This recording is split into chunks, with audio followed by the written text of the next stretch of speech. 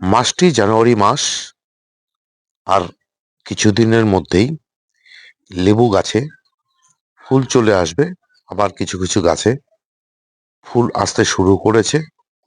আবার কোনো কোনো গাছে ফুল থেকে মানে ফুল ফুটে গুটি ধরতে শুরু করেছে। তাই জানুয়ারি মাসে লেবু গাছে যা করতে হবে আর যা করা যাবে না তা নিয়েই আজকের ভিডিও। নমস্কার, আমি দেবজ্যোতি ওরফে রান্তু। আপনারা দেখছেন রান্তুর ছাদ বাগান। আজকের যে ভিডিওটি, সেই ভিডিওটি আপনারা কেউ স্কিপ করবেন না। স্কিপ করে গেলে কিন্তু অনেক কিছু মিস হয়ে যাবে। তাই সম্পূর্ণ ভিডিওটি দেখতে থাকুন। এই জানুয়ারি মাসে আমরা যেমন ডিসেম্বরে গাছগুলোতে জল কষ্ট দিয়ে রেখেছিলাম, ঠিক তেমনই কিন্তু জানুয়ারি মাসেই আমাদেরকে ঠিক একইভাবে জল কষ্ট দিয়ে যেতে হবে। কেননা গাছকে জল কষ্ট দিয়ে একটা ট্রেসের মধ্যে রাখতে হবে, যেন গাছ ফুল দিতে বাধ্য থাকে। এরপরে যখন ফুল চলে আসবে বা ফুলগুলো যখন ফুটতে শুরু করবে, তার কি পরিচর্যা, তার ভিডিও আমি আমার এই যে চ্যানেল রান্তুর ছাদ বাগানে নিয়ে চলে আসব। আর এই মুহূর্তে যেটা করা যাবে না সেটা হচ্ছে গাছে কিন্তু কোনো মিশ্র খাবার কোনোভাবেই দেওয়া যাবে না। কারণ মিশ্র খাবারের মধ্যে নাইট্রোজেনের প্রচুর সোর্স রয়েছে। গাছ যদি এই মুহূর্তে নাইট্রোজেন জাতীয় খাবার পেয়ে যায়, তাহলে কি করবে গাছ? তার শাখাকে বাড়িয়ে নেবে, নতুন নতুন ডাল আনতে শুরু করবে, নতুন নতুন পাতা আনতে শুরু করবে। তাই এই মুহূর্তে কিন্তু গাছে কোনো ধরনের মিশ্র খাবার দেওয়া যাবে না। সঙ্গে দেওয়া যাবে না কোনো জাতীয় তরল খাবার। আমরা গাছে সাধারণত শীতের সময়, এই শীতের মধ্যে অন্যান্য গাছে যেমন সিজনাল ফুল বলুন, পার্মানেন্ট গাছও বলুন, কিছু কিছু গাছ আছে পার্মানেন্ট, যাদেরকে আমরা এই শীতের সময় সর্ষের খোল জল দিয়ে থাকি। সে সর্ষের খোল জলই হোক, আর কিচেনের থেকে যে ওয়েস্টেজ মাল, মানে এই যে সবজির খোসাগুলো বেরোয়, তা ভিজিয়ে যে আমরা তরল খাবারটি ব্যবহার করি, সেটাও কিন্তু এই মুহূর্তে এই গাছে কোনোভাবেই দেওয়া যাবে না। আর দেওয়া যাবে না পিজিআর। পিজিআর বলতে আমরা সাধারণত পিজিআর বলতে মিরাকুলানকেই বুঝি। মিরাকুলানকে কিন্তু এই মুহূর্তে, মানে এই যে জানুয়ারি মাসে কোনোভাবেই গাছে স্প্রে করা যাবে না। কারণ হচ্ছে পিজিআর মিরাকুলান যেটা, সেটা হচ্ছে একটা রোদ, মানে প্ল্যান্ট গ্রোথ রেগুলেটর। এই প্ল্যান্ট গ্রোথ রেগুলেটর কি করবে? গাছে স্প্রে করলে নতুন নতুন শাখা আনতে সাহায্য করবে, নতুন পাতা আনতে সাহায্য করবে, গাছকে ঝাড় বানাবে। সুতরাং এই মুহূর্তে কিন্তু আমরা যদি পিজিআর গাছে, মানে এই পিজিআর বলতে মিরাকুলান যদি গাছে দিয়ে থাকি, তাহলে কিন্তু সেই গাছের থেকে আশানুরূপ ফুল পাবো না, এবং ফুল না পাওয়া গেলে আমরা কিন্তু ফলও পাবো না। আর একটা জিনিস দেওয়া যাবে না এই মুহূর্তে, মানে এই জানুয়ারি মাসে, সেটা হচ্ছে ব্যালেন্স এমপিকে। তার কারণ হচ্ছে ব্যালেন্স এমপিকে কি থাকে? নাইট্রোজেন, পটাশিয়াম, ফসফরাস সব হচ্ছে সমানভাবে থাকে। সুতরাং এই নাইট্রোজেন জাতীয় যদি আমরা খাবারটা দিয়ে ফেলি, তাহলে কিন্তু গাছ ফুল ফলের থেকে গাছের গ্রোথের দিকেই বেশি নজর দেবে।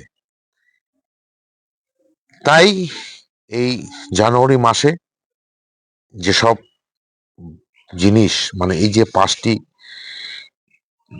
মানে খাবার আপনাদেরকে দিতে না বললাম, এই 5টি জিনিস কিন্তু আপনারা কোনোভাবেই কাছে ব্যবহার করবেন না। এখন যেটা ব্যবহার করা যাবে বা এখন যেটা ব্যবহার করতে হবে, সেটা হচ্ছে একটা খাবার। কি খাবার? এনপিকে 05234। এই 05234-এ কি আছে 0-52-34 এসেছে। 0 মানে হচ্ছে নাইট্রোজেন একদমই নেই, 52% হচ্ছে আপনার ফসফরাস, আর 34% হচ্ছে আপনার পটাশ। ফসফরাস এবং পটাশ দুটোই কিন্তু গাছে অনেক বেশি ফুল ফল আনতে সাহায্য করে। এছাড়া ফসফরাস কি করে, ফসফরাস হচ্ছে যেমন গাছের অনেক বেশি ফুল আনে, ঠিক তেমনি গাছের শিকড়কে মজবুত করে এবং গাছের শিকড়কে আমরা এই যে গাছে যতটুকু খাবার দেই এখন সেই খাবারটিকে কিন্তু গ্রহণ করতে সাহায্য করে। মানে হচ্ছে খাবারটি গ্রহণ করে শিকড় কি করে গাছের সম্পূর্ণ অংশে তা ছড়িয়ে দেয়। আর পটাশ কি করে, পটাশ হচ্ছে যেমন গাছকে শক্তিশালী তৈরি করতে সাহায্য করে, ঠিক তেমনি রোগ প্রতিরোধক হিসাবে কিন্তু কাজ করে। ফুল তো আনতে সাহায্য করেই এবং ফুলের যে মিষ্টতা বাড়াতে সেটা তো সাহায্য করেই। এর জন্য আমাদেরকে এ সময় 15 দিন অন্তর অন্তর 1 লিটার জলে এই যে 0-52-34 এটা 3 গ্রাম মিশিয়ে আপনারা টবের মধ্যে 2 থেকে 250 ml করে প্রতিটি টবের গাছের গোড়ায় দিয়ে দিতে পারেন। আর যাদের কাছে এই জাতীয় কোনো এনপিকে নেই তারা কি করবেন সেটাও বলে নিচ্ছি। তারা করবেন 1 চামচ সুপার সিঙ্গেল ফসফেট, যেটা সেটা নেবেন 1 চামচ, নিয়ে টবের চারপাশ দিয়ে দেবেন। এবং লাল পটাশ 1/2 চামচ ওই টবের মধ্যে দিয়ে দেবেন।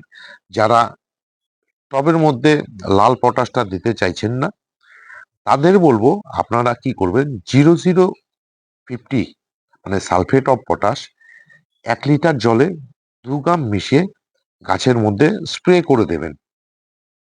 এটা গেল 1 নম্বর, এই মুহূর্তে যেটা করতে হবে। 2 নম্বর হচ্ছে এই মুহূর্তে ক্যালসিয়াম কিন্তু গাছের গোড়াতে দিতেই হবে এবং সেই ক্যালসিয়ামের সোর্স আমরা পাই থেকে চুনের থেকে। কিন্তু কোন চুন, যেটা কৃষি জমিতে ব্যবহার করা হয়, গুঁড়ো চুন। তাই বলে কিন্তু আপনারা ওই যে পানের সঙ্গে আমরা যে চুন খাই সেই চুন কিন্তু কোনোভাবেই দেওয়া যাবে না, কারণ সেই চুনের ক্ষমতা অনেক বেশি থাকে। তাই আপনাদেরকে ব্যবহার করতে হবে গুঁড়া চুনের প্যাকেট। এর থেকে যে চুনটা বেরোবে সেই চুন আপনাদেরকে দিয়ে যেতে হবে। আর একটা জিনিস আপনাদেরকে এই মুহূর্তে দিতে হবে, সেটা হচ্ছে ফাঙ্গিসাইড এবং কীটনাশক। এই মুহূর্তে কিন্তু গাছে ফাঙ্গাসের খুব প্রবলেম হয়, কারণ গাছের মধ্যে প্রচুর পুরনো পাতা রয়েছে এবং যে সমস্ত নতুন পাতা বেরোচ্ছে তাদের জন্য কিন্তু আপনাদেরকে এই মুহূর্তে একটা ভালো ফাঙ্গিসাইড ব্যবহার করতে হবে।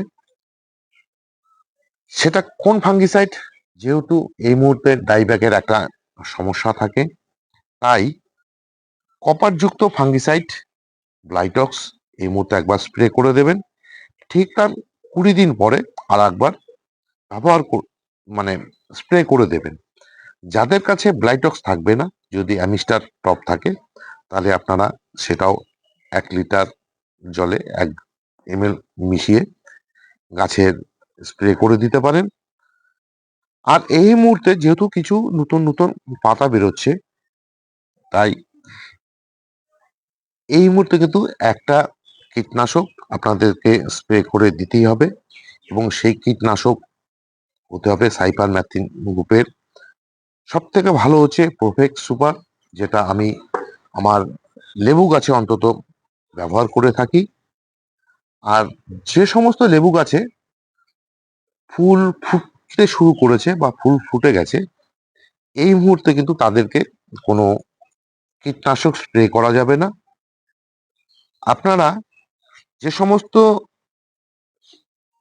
গাছে সবেমাত্র ফুল দেখা দিচ্ছে বা ফুল আসবে, তাদের কিন্তু এই মুহূর্তে প্রোফেক্স সুপার যে কীটনাশক সেটা আপনাদেরকে স্প্রে করে দিতেই হবে। আর এটা আপনারা 15 দিন অন্তর অন্তর গাছগুলোতে দিয়ে যাবেন। আর এই যে দেখুন এই গাছটিতে ফুল ফুটতে শুরু করেছে এবং কোনো কোনো ফুলে দেখুন গুটিও ধরছে। এই গাছে কিন্তু এই মুহূর্তে কোনো রকম ফাঙ্গিসাইড বা পেস্টিসাইড মানে কীটনাশক কোনোটাই স্প্রে করা যাবে না। কখন করতে হবে? এই ফুলগুলো যখন সব গুটি ধরে যাবে তখনই কিন্তু এই গাছগুলোতে কীটনাশক স্প্রে করতে হবে। আর এই যে গাছগুলো দেখলেন এই গাছগুলোতে কিন্তু ফুল না ফোটা পর্যন্ত আপনাদেরকে যে কীটনাশক এবং ফাঙ্গিসাইড সেটা 15 দিন পর পর স্প্রে করে যাবেন।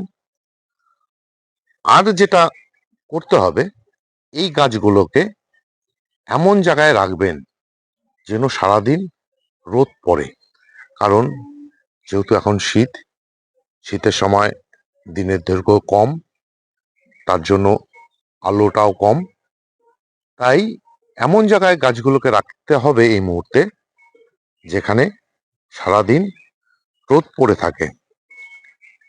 আর যেটা সব থেকে করণীয় এখন, যেটা আমি এখনো বলিনি, এই লেবু গাছের ক্ষেত্রে যেটা করতে হবে সেটা হচ্ছে একটা হরমোন আপনাদেরকে কিন্তু এই মুহূর্তে গাছে দিয়ে যেতে হবে। কি সেই হরমোন? সেটা হচ্ছে হয় বাম্পার, নালে প্ল্যানোফিক্স, নালে হচ্ছে বুস্টার 2।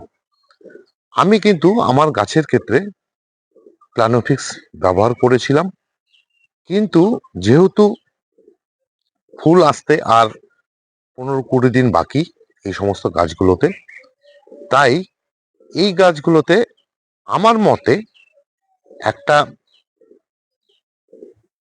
হরমোন যেটা দেওয়া উচিত, দেখুন এই যে বুস্টার 2। বুস্টার 2 এর ডোজ হচ্ছে 1 লিটার জলে 1 ফোঁটা। কি করবেন? এই যে আজকে আপনারা ভিডিওটি দেখলেন, দেখার পর মুহূর্তেই বিকেল বেলায় আপনারা কিন্তু এই যে হরমোনটি বুস্টার 2 এটা স্প্রে করে দেবেন।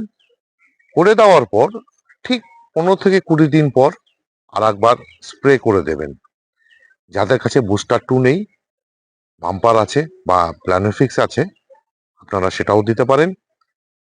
সেখানে বাম্পার যদি হয় 1 লিটার জলে হাফ ml, আর প্ল্যানোফিক্স যদি হয় 1 লিটার জলে 5 ফোঁটা। আর বুস্টার 2 ক্ষেত্রে কিন্তু 1 লিটার জলে 1 ফোঁটা। এটাকে ডোজটাকে খুব ভালো মাথায় রাখতে লাগবে, কারণ এগুলা যেহেতু হরমোন গাছকে ফুল আনতে বাধ্য করাবে, সুতরাং ডোজের যদি একটু 19-20 হয়ে যায় তাহলে কিন্তু গাছের প্রচুর ক্ষতি হয়ে যাবে। এই ছিল আজকের ভিডিও, মানে জানুয়ারি মাসে আমাদের লেবু গাছগুলোকে কি কি করতে হবে এবং কি কি করা যাবে না তার উপরেই এই ভিডিও। যদি ভিডিওটি আপনাদের ভালো লেগে থাকে তাহলে একটি লাইক দেবেন, কমেন্ট করবেন, আর আমার এই চ্যানেলটিকে সাবস্ক্রাইব করবেন, কারণ প্রতিদিনই আমার ভিডিও দুপুর 1টায় আমার যে চ্যানেল রান্তুর ছাদ বাগান সে চ্যানেলে চলে আসে। তাই যদি আপনারা সেই ভিডিও দেখতে বা পেতে চান তাহলে আমার যে চ্যানেল রান্তুর ছাদ বাগান সেটাকে সাবস্ক্রাইব করেই নিতে হবে। সবাইকে অশেষ অশেষ অভিনন্দন এবং ধন্যবাদ জানাচ্ছি আমার এই ভিডিওটি দেখার জন্য। সবাই ভালো থাকবেন, সুস্থ থাকবেন, সবুজের সাথে থাকবেন। ধন্যবাদ।